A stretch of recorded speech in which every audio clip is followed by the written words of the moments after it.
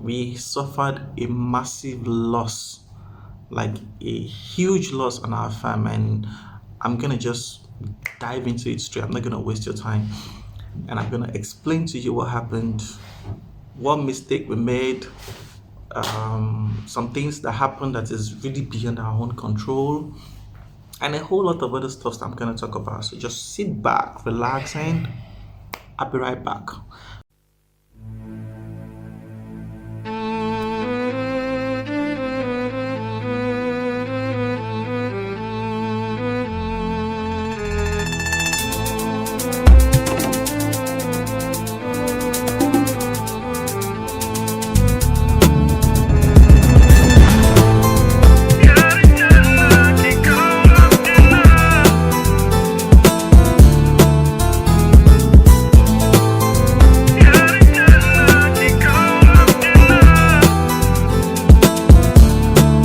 Guys, welcome to my channel.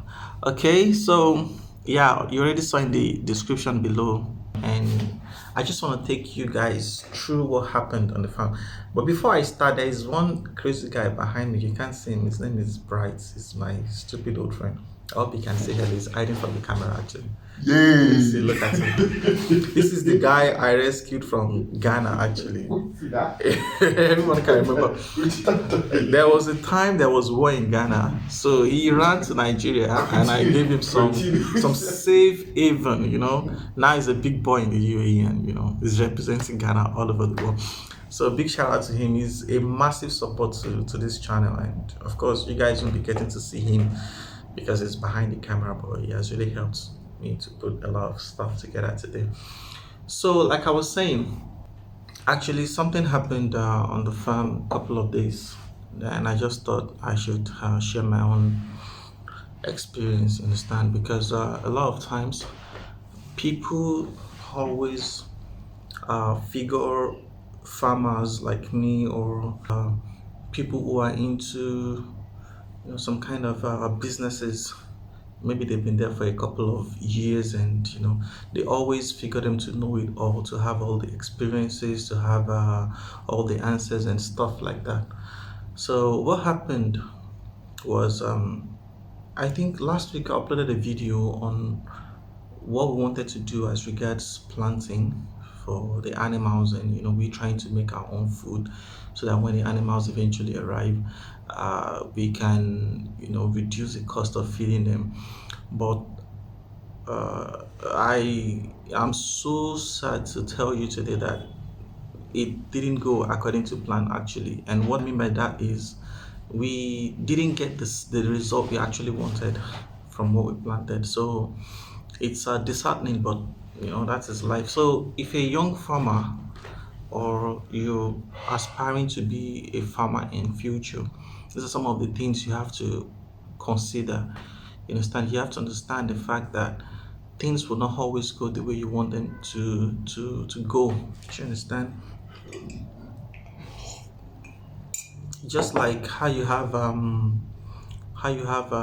disappointments in businesses, how you have ups and downs, how you have you know what can I say, like how you have shortages in some businesses. It happens also with farming. So what happened is, all the maize we planted actually did not turn out well, and I think in short we lost a whole lot of money from what we planted, and compared to what the land gave us eventually. And this is not because we didn't do the right thing, or because we were not knowledgeable enough. We have a whole lot of experienced guys on the farm helping us out, but I think there are a few mistakes from our part as well. But this is just because of nature, which is sometimes can be unpredictable. So what I would say happened really in our own scenario is the fact that after we planted our maize, and it was time to put the fertilizers on the farm, normally when you apply fertilizers to your maize, you're expecting to have rain within a day or two to let the fertilizers actually sink into the soil, and this would really help the plants germinate very well. But in a situation whereby there is no rain after putting the fertilizers, what you experience is that these plants would start, failing. Like this, instead of these fertilizers actually working for these plants to grow, it start working against them. And that was what happened with us actually. And of course, I'm not proud of this, but at the same time, you never know what's going to happen. You never know when it's going to rain and when it's not going to rain. Of course, I think it's rained like a couple of days before we planted. And just after a couple of days before we applied the fertilizers. And just after we applied our fertilizers, it just stopped raining. And I think for like a whole week or 2 weeks there was no rain. This is really beyond or out of any human control. There's no way you're not a rainmaker and you cannot just bring your own rain on the farm. So these are some of the things. And why I would always urge people who want to go into farming or want to practice, be it planting, be it the agricultural, be it the animal sector of the farming, or be it the plant sector of the farming. You should be ready for some of these setbacks because they always happen. There's no way you can escape them. Even with all your experiences, with all your knowledge and everything, they just happen and nobody has control over them. Okay? I'm sharing some of the videos so you can see for yourself. Actually, I think for most of the people this is like a major setback, and it hits you so hard and you just kind of want to wonder, like, am I really destined for this? Like, is this really my calling? Am I not in the wrong place? You understand? It makes you want to re-examine yourself and maybe quit. Do you understand? There's always this thought of, if you're not somebody who is very strong and who can withstand some of these setbacks, chances are there that you might consider, quitting and, opting for something else. You imagine we spent, I'll be blunt, I'll be honest. I think we spent around, let's say, the sum of 150 to 200,000 for planting only, because it's a big land. And what we got from the land is not even up to, like, if we have to sell the stuff we got from that, I don't think we can even generate anything around 30,000. So it's a massive loss. Of course, these things happen in business, and the farming is not excluded also. When you're a farmer, you expect to have some of these things happen to you. And this is one of the reasons why you have to be prepared.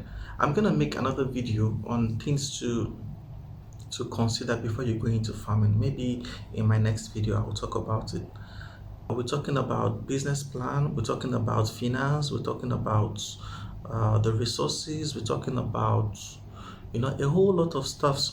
We're talking about even passion is part of it. Some of the things you have to consider. Do you really want to be a farmer? Can you really farm even if you're not making half of what you're doing? Are you going into farming just for the money, or you're going into farming because of the love that you have for farming? Because that's the only thing that's going to sustain you eventually when it gets really tough. Do you understand? So I will say I'll try and make a video on that. So the lesson that I learned, I made it clear that I will always share my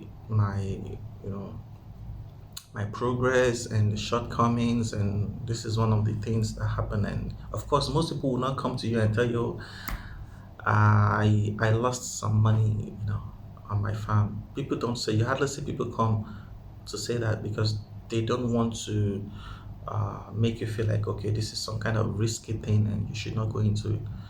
But no, it's okay to know that there are challenges. It's okay to know that these kind of things are bound to happen and you would never have control over them.